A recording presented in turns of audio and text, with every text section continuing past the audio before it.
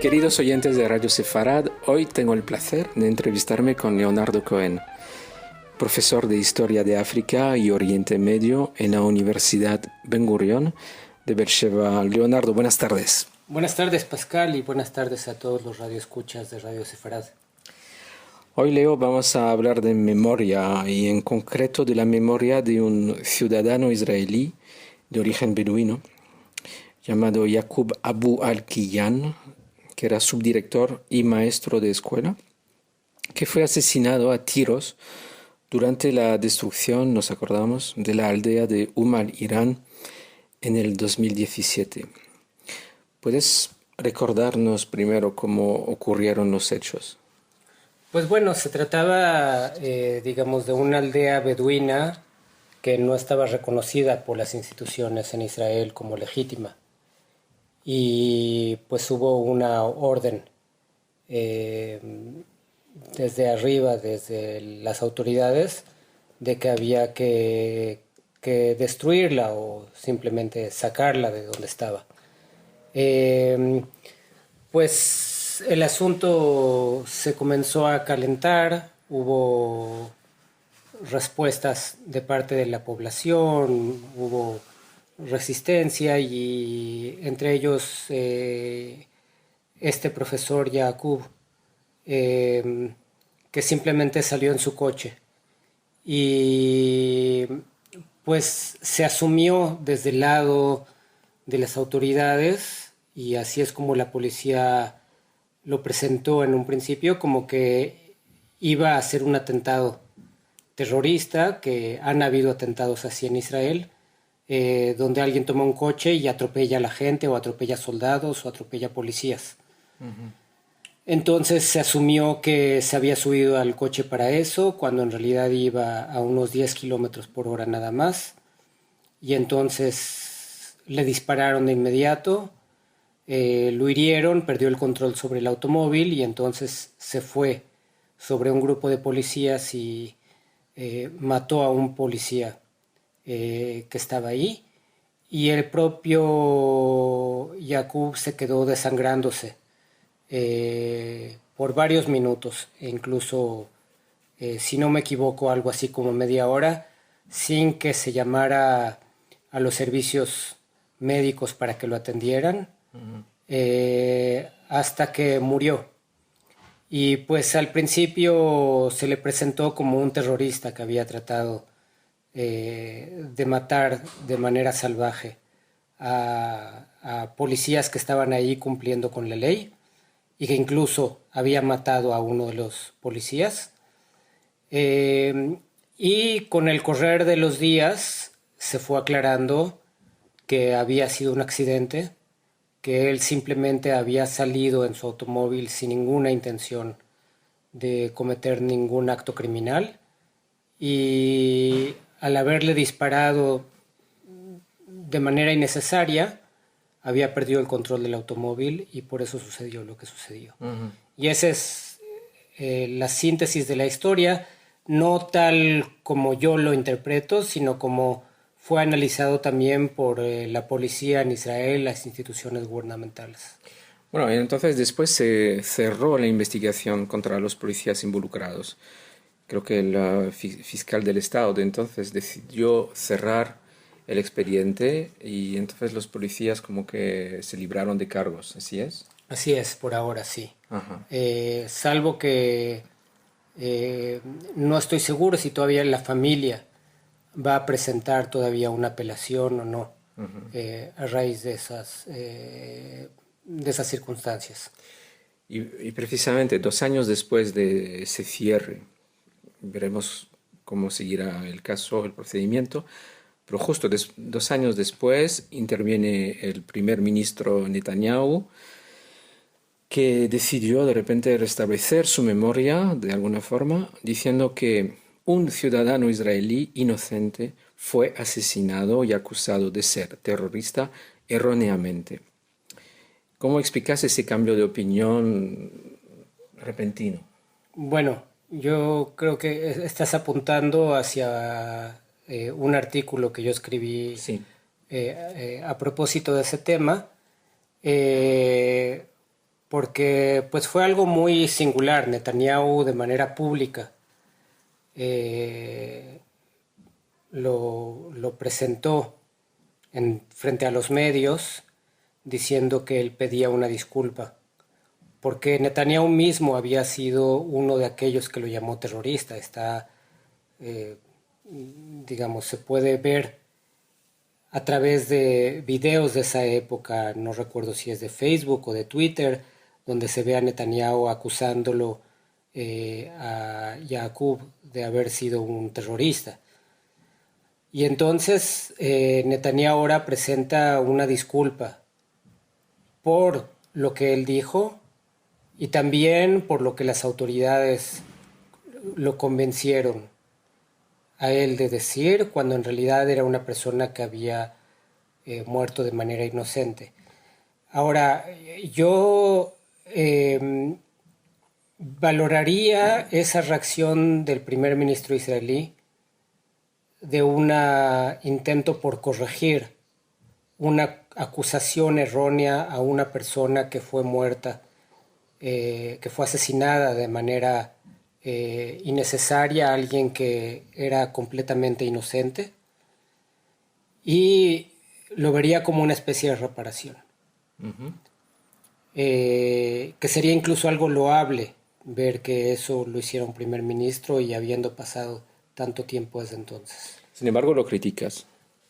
Exactamente. El problema es que Netanyahu se refiere a esto y al mismo tiempo se dedica a explicar que la policía y la fiscalía en varios casos levantan cargos injustificables, como sucedió con Yaakov el beduino y como sucede con él, que está acusado por corrupción, por cargos de corrupción por parte de la Fiscalía del Estado, y por lo tanto lo que hace es colocarse en el mismo lugar de aquel profesor beduino y decir, tanto él como yo somos las víctimas de las perversiones que hace el sistema legal en Israel. O sea, que no es una disculpa gratuita.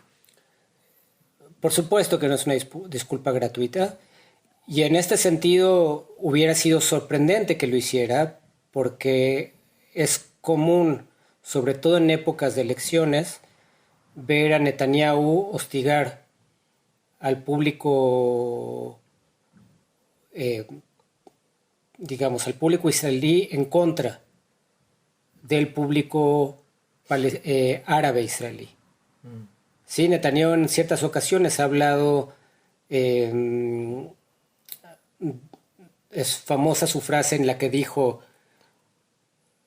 vayan a votar porque los árabes están yendo en grandes caravanas apoyados por la ultraizquierda que está pagando autobuses para llevar a los árabes a votar y nos van a arrebatar con eso el país, ¿no? Es la conclusión. Sí. En el 2015. Y de hecho, lo que ahora hace es defender la memoria de un árabe que fue asesinado injustamente, pero a la vez agregando la utilidad que eso le da a él, que es decir, lo mataron y lo acusaron injustamente, como a mí me están acusando injustamente, y si la policía se equivocó en ese caso, es probable que se esté equivocando en mi caso, y por tanto no crean en las acusaciones de soborno y de corrupción por las que me están inculpando a mí. De acuerdo.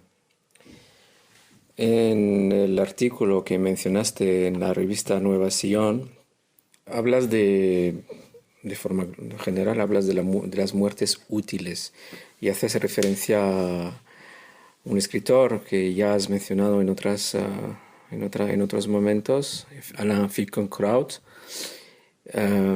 ¿Podrías explicar cuál es el concepto de muerte útil que podemos ver reflejado en la disculpa no gratuita de Benjamin Netanyahu? Sí, mira, como explico en aquel artículo, Finkelkraut fue muy iluminador para mí. Finkelkraut es un filósofo judío francés, hijo de sobrevivientes del Holocausto. Si no me equivoco, él debió haber nacido por ahí del 45, 46, poco tiempo después de que terminó la Segunda Guerra Mundial. Y en un libro que se llama El judío imaginario, eh, se dedica en uno de sus capítulos a hablar sobre el valor de la memoria. Y él, dentro de ese capítulo, se refiere directamente a aquellas acusaciones que se hicieron en la época de las grandes manifestaciones estudiantiles en Francia, en el movimiento estudiantil de Francia, cuando En el 68. en el 68, cuando uno de los líderes, que era Cohn-Bendit. Daniel Bendit-Cohn, ¿no? Era Cohn-Bendit. Cohn-Bendit. Daniel Cohn-Bendit fue acusado por parte de las instituciones y la gente salió a la calle con el cartel que decía todos somos judíos alemanes, Sí. precisamente para identificarse con él. Y Alain Finkielkraut escribe eso y dice, en aquel momento me sentí muy incómodo, porque de repente dije, ¿de dónde dicen ustedes todos somos judíos alemanes? ¿Ustedes son judíos? ¿Ustedes pasaron por la Shoah? ¿Ustedes sufrieron el Holocausto? ¿Cómo se atreven a apropiarse de esa identidad judía alemana? Pero después, dice Finkielkraut, reflexioné y dije, un momento, yo tampoco sufrí el Holocausto. El Holocausto lo sufrieron mis padres, pero no yo. No es una experiencia propia mía. Así que ellos se están apropiando de eso y me duele, pero en realidad yo tampoco me puedo apropiar de eso. Porque y entonces él llega a la conclusión de que el valor de la memoria es cuando te dedicas a recordar a los muertos y no a utilizarlos para objetivos políticos o morales que tienen que ver con lo que sucede hoy día. Entonces, de manera concisa, Finkielkraut dice lo siguiente. Dice, hay gente que dice que debemos de dejar de ocuparnos de la memoria del Holocausto, porque al ocuparnos de eso se nos están olvidando o estamos dejando de lado los problemas urgentes que hay hoy día. Hay que dejar eso en el pasado y ocuparnos de los problemas que se viven hoy día.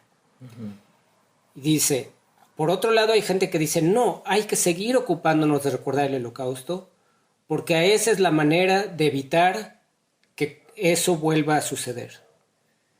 Y la conclusión de él es que tanto unos como los otros ven a los muertos como muertos útiles. Cuando en realidad el valor de la memoria es ponerse al servicio de los muertos y no poner a los muertos a servicio de uno mismo. Y la conclusión es que el valor de la memoria es recordar a los muertos porque esa es la única manera de que sigan vivos. Y en el momento en que los olvidemos del todo, desaparecerán por completo. ¿Sí? Y puesto entre paréntesis, hay algo parecido en el mensaje de la película Coco, la película mexicana sobre Día de los Muertos, que es que los muertos van a seguir vivos mientras los sigamos recordando. ¿Sí? Y esta idea de que está por morir la última persona que recordaba al personaje de Coco y por lo tanto había que rescatarlo antes de que cayera en el olvido. Entonces, volviendo al asunto del que estábamos hablando de Netanyahu y la memoria. Es decir, lo que vimos es algo que me parece pues realmente vulgar y no encuentro una mejor palabra para denominarlo así. El tomar la memoria de una persona que murió de forma inocente y decir, me aprovecho de esa muerte para demostrar que la policía en Israel actúa de manera ilegítima y por lo tanto salvarme a mí de las responsabilidades de las cuales me acusan. La policía y el Poder Judicial. Y el Poder Judicial. Y que tal como lo sintetizo en el artículo es porque Jacob y yo, es decir, Netanyahu, somos víctimas. Estamos en el mismo nivel. Y por lo tanto no es que su historia o la tragedia familiar que ella haya vivido sea lo que realmente le preocupa a Netanyahu en el momento de disculparse.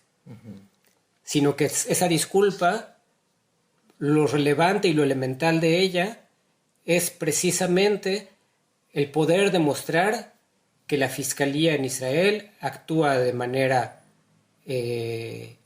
ilegal o ilegítima y acusa a inocentes de cargos que no son responsables de ellos. Y sí, precisamente para terminar, vemos casi a diario manifestaciones en las calles contra Netanyahu, incluso en un periodo ahora de Seger, de confinamiento. Seguimos viendo a nivel local muchas manifestaciones en cada cuadra de las ciudades, en muchas esquinas del país. Vemos desde hace muchos meses que son manifestaciones de muchos colores, con muchas reivindicaciones. ¿Y tú crees que esa crítica que haces, que has mencionado en el artículo y ahora en la entrevista, es como una faceta más de las razones por las cuales Netanyahu ya no es legítimo en seguir en el poder? Pues mira, yo diría sí. Yo creo que mi crítica en ese artículo tiene que ver con algo particular. Digamos, un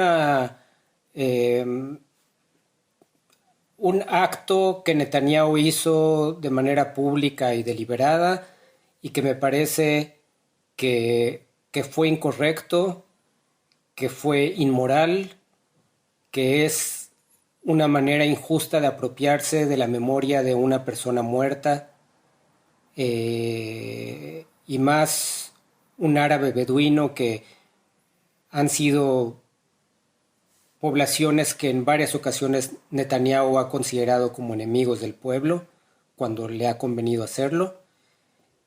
Y en ese sentido es una crítica puntual, digamos, a algo que Netanyahu hizo, pero que si lo hubiera hecho otra persona habría que decirlo de igual manera, habría que condenarlo de igual manera.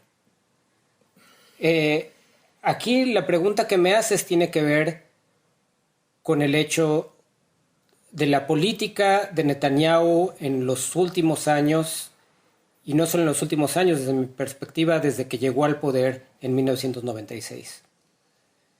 ¿Sí? Y yo distingo esta faceta específica que he criticado de Netanyahu como parte de una visualización general en la cual sus objetivos personales terminan estando por encima de los objetivos, por llamar algo así, nacionales o globales o públicos. Y pues las grandes manifestaciones que hay hoy en día tienen que ver con el hecho de que Netanyahu, desde hace varios meses ya, se le abrió un juicio en el que está inculpado con cargos de soborno y corrupción. Y entonces la gente dice, no sabemos si Netanyahu está actuando hoy como primer ministro en favor del bienestar público o en favor de sus propios intereses para protegerse frente a la justicia del Estado de Israel, que el Estado de Israel es el que acusa a Netanyahu. No es que lo está acusando, o sea, formalmente es el Estado de Israel en contra de Netanyahu.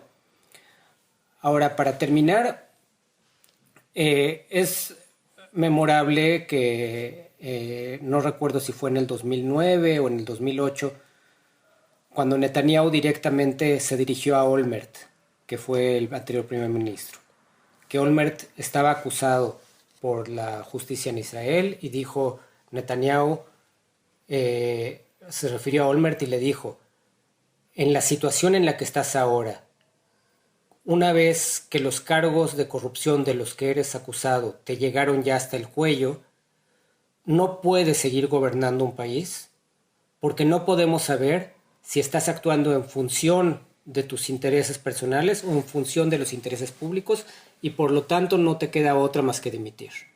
¿Y qué hizo Ehud Olmert? Dimitió. Y dimitió mucho antes de la situación a la que llegó Netanyahu, antes de que se abriera el juicio con él, simplemente desde que fue inculpado.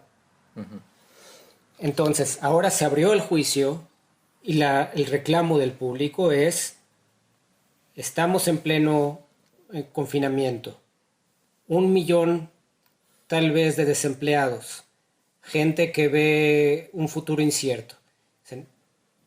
¿Cuál es la política? ¿La política es para bienestar del público o es para protegerse a Netanyahu? Y entonces no sabemos.